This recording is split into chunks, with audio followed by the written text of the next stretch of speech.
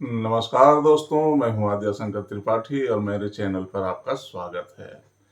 जैसा कि आप सभी जानते हैं कि विधि के प्रावधानों, कानून के प्रावधानों को मैं आपके समक्ष रखता हूं। आज हमारे देश में, हमारे प्रदेश में बहुत सारे ऐसे कानूनी मुद्दे हैं जो देश के अंदर चल रहे हैं। ऐसा ही एक ज्वलंत समस्या है मणिपुर की समस्या, जिस पर आजकल मीडिया में काफी चर्चा हो रही है। कई लोगों ने सुझाव दिया कि आप देश में चल रहे कानूनी कानूनी जो मुद्दे हैं, जिस पर माननीय सुप्रीम कोर्ट, माननीय उच्च न्यायालय में कार्रवाइयां चल रही है, उस पर भी अपने कुछ कुछ विचार रखा कीजिए। तो एक लेटेस्ट मामला जो अभी चल रहा है, जैसा आप सभी जानते हैं, मणिपुर अभी अशांत है और वहाँ पर अभी कुछ दिन पहले हमने वहाँ की राज्यपाल को एक टीवी चैनल पे सुना था। वो काफ़ी भावुक हो रही थी और वहाँ बता रही थी कि करीब 5 से 6 हजार लोग विस्थापित हो चुके हैं, सैकड़ों लोगों की जानें चली गई हैं और किसान जो है खेती नहीं कर पा रहे हैं और अपने जीवन में ऐसा विभत्स दृश्य उन्होंने कहीं नहीं देखा था। तो दोस्तों, राज्यपाल जो होता है वो केंद्र सरकार का एक प्रतिनिधि होता है और राज्य में होने वाली सभी गतिविधियों का और जो भी वहाँ पर कार्रवाइयाँ होती है उसको वो केंद्र सरकार तक सौंपती है। तो अब उन्होंने वो कार्रवाइयाँ और वो गतिविधियाँ जो उन्होंने अपने बयान में एक टीवी चैनल पर बताया कि मैंने ऊपर तक उसको पहुंचा दिया है। तो खैर, वो एक विषय है। जैसा आप सभी जानते हैं कि वहाँ दो समुदायों के बीच में मतभेद है, कुकी समुदाय और मैतेई समुदाय। वहाँ जो झगड़ा जो हो रहा है, जो ये विवाद हो रहा है, जो आज देश चर्चा कर रहा है और जो संसद अशांत है और संसद चल नहीं पा रही है और सुप्रीम कोर्ट में मामला चल रहा है, माननीय चीफ जस्टिस डी.वाई. चंद्रचूड़ साहब को इसमें संज्ञान लेना पड़ता है। संज्ञान तब लिया जाता है जब वहाँ की दो महिलाओं को निर्वस्त्र करके उनका परेड कराया जाता है। तो ये एक बहुत ही, कहना चाहिए कि नृशंस और गैर जिम्मेदार हरकत है और जिसे सभ्य समाज में कभी स्वीकार नहीं किया जा सकता है।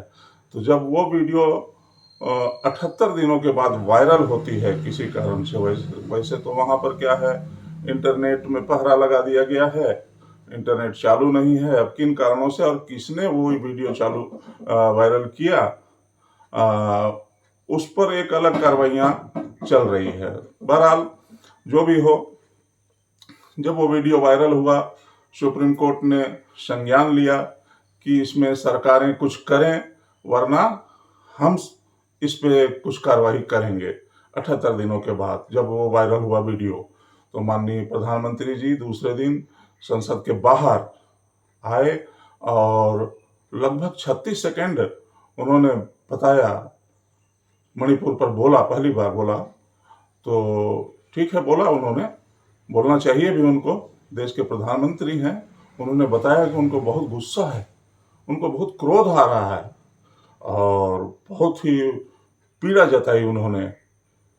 खैर, अच्छा होता अगर वो शांति की अपील भी करते और कुछ इसके लिए सार्थक प्रयास करते, और कर भी रहे होंगे। कल परसों मैंने अखबार में पढ़ा था कि वो दिन प्रतिदिन का वहाँ का वो ले रहे हैं, अपडेट ले रहे हैं।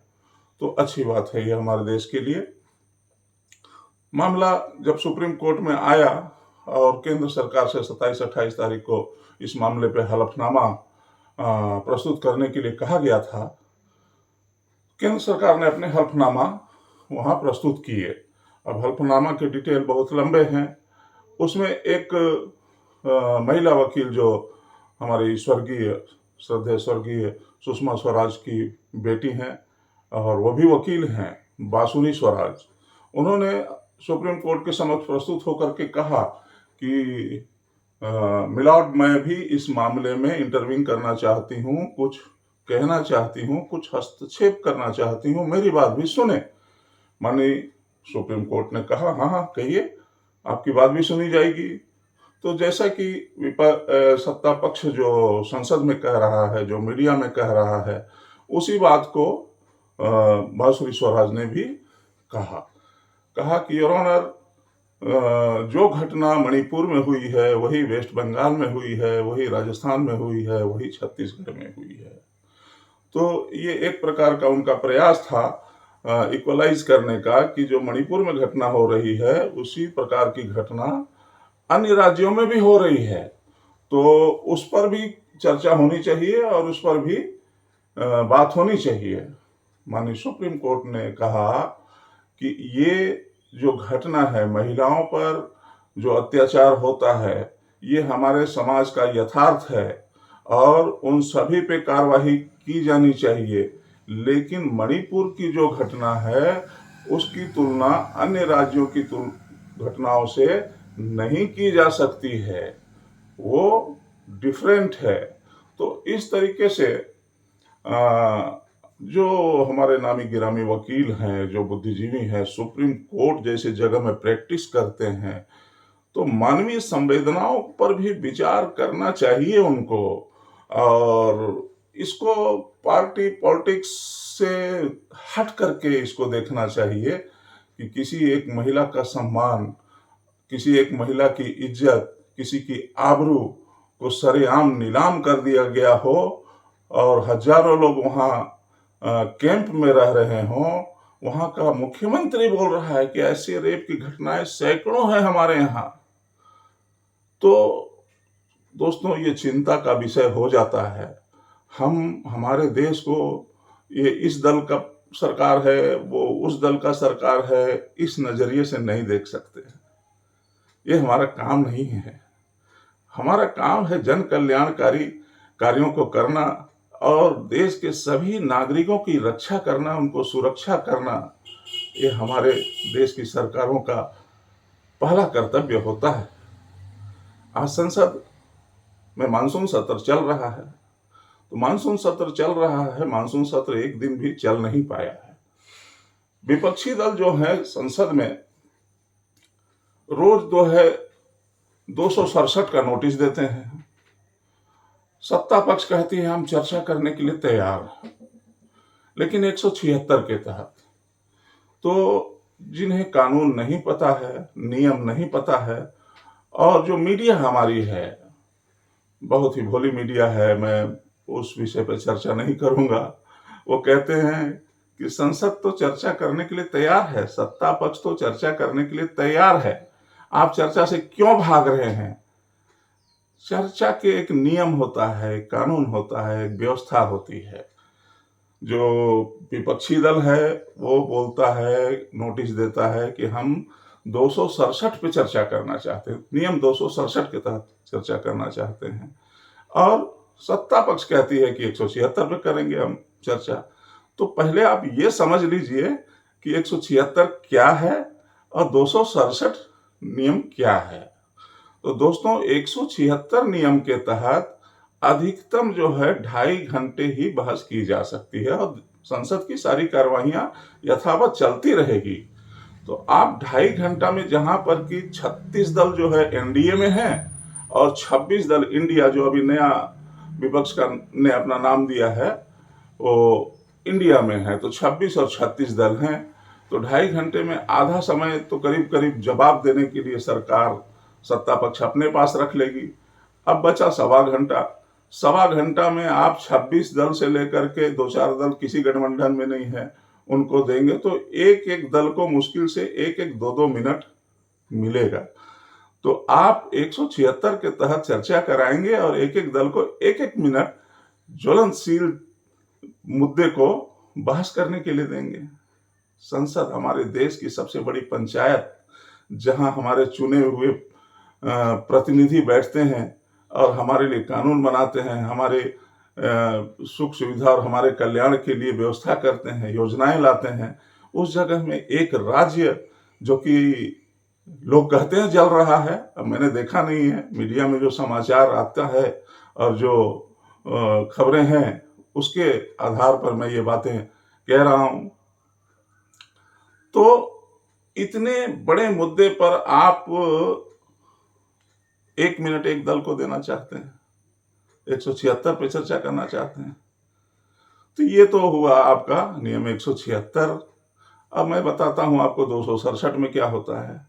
267 की कार्यवाही में क्या होता है कि जिस दिन ये नोटिस स्वीकार किया कर लिया जाता है, स्पीकर महोदय उस दिन की बाकी सारे बिजनेस, सारे कार्यवाहियां जो है रद्द कर देते हैं और सिर्फ उसी मुद्दे पे जिस पर की नोटिस हुई, स्वीकार की गई है, उसी मुद्दे पे बहस होती है।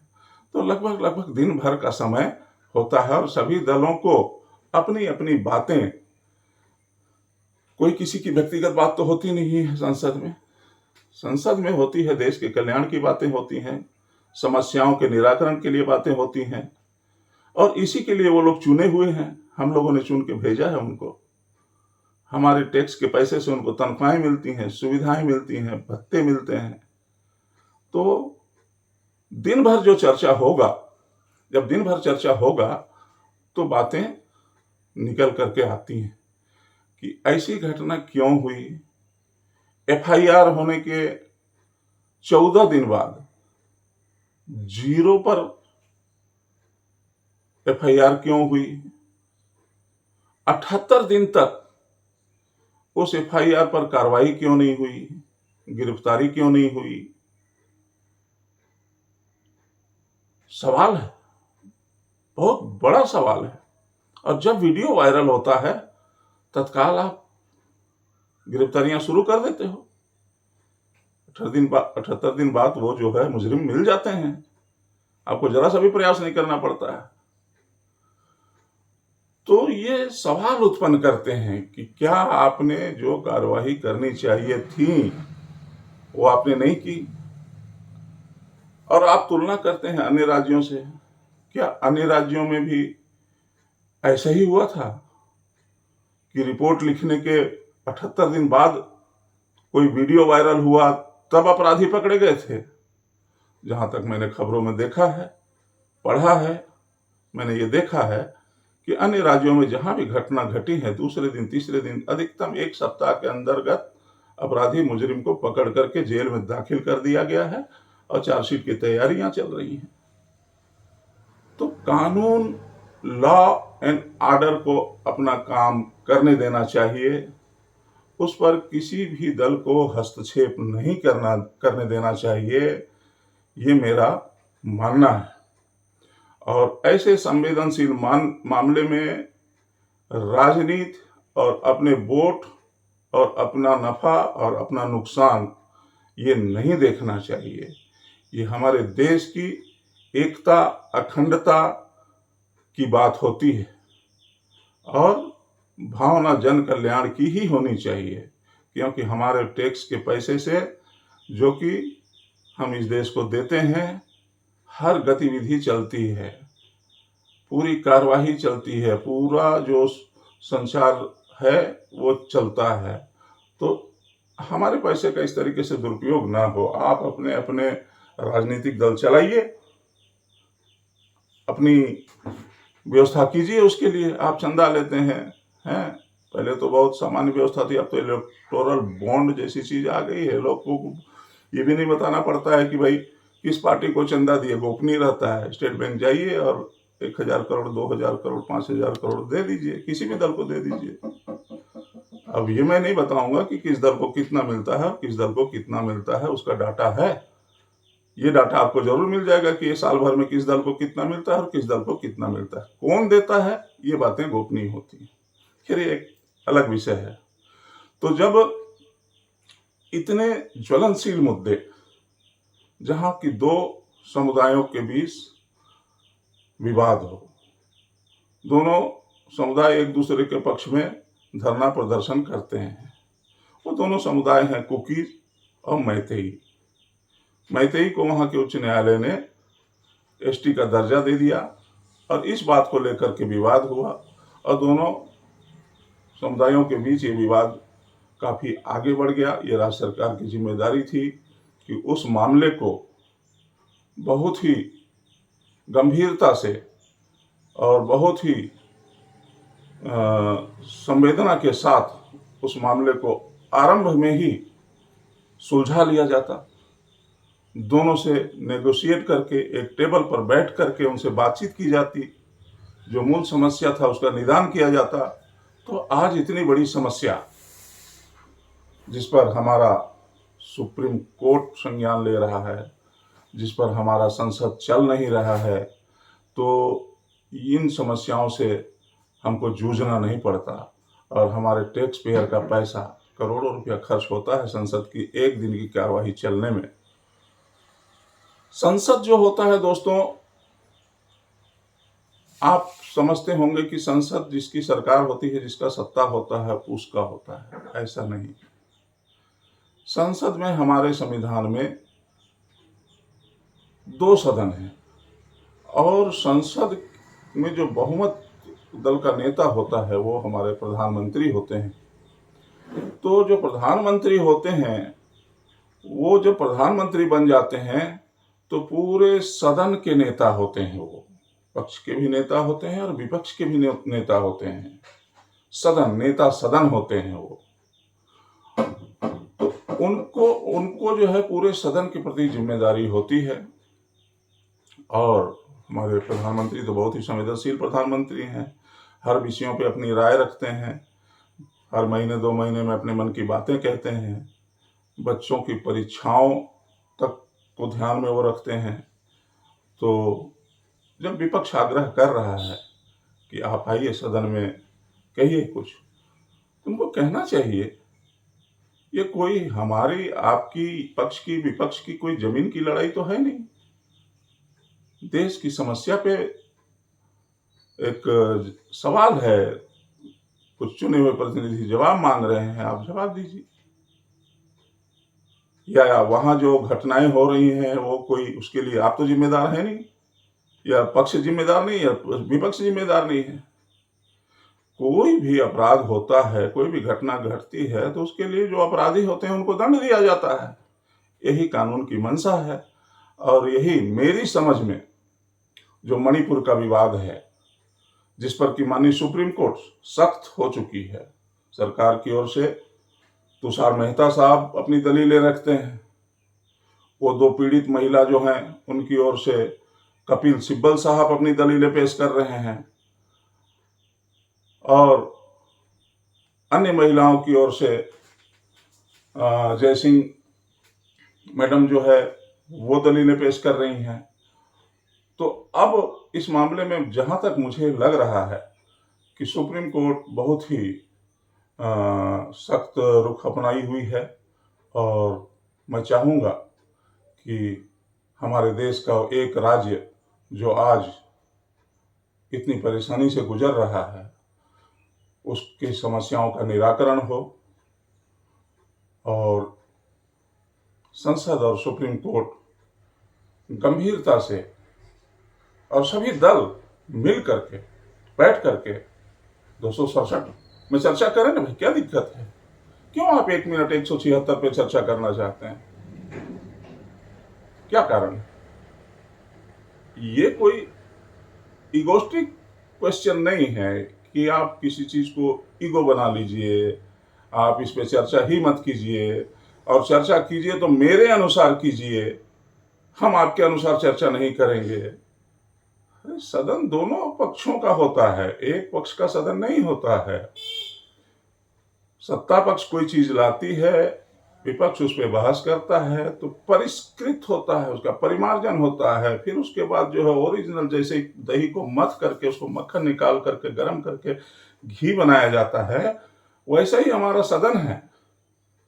किसी भी कानून पर, किसी भी विषय पर चर्चा होती है, उसको मथा जाता है, तो उसमें से जो ओरिजिनल चीज होता है वो बाहर आता है, उसका समाधान निकलता है समाधान निकलता है। और उसका जब समाधान निकलता होता है तो शांति होती है, और शांति होती है तो विकास होता है। तो दोस्तों, इसी तरह से अदालतों में चल रही कार्रवाइयों का भी हम अब बीच बीच में चर्चा परिचर्चा आपसे करते रहेंगे, और कानून से संबंधित जानकारियां तो रोज नित्य मैं देता ही रहता हूं। आपने अपना स्नेह और प्यार जिस तरीके से मुझे दिया है।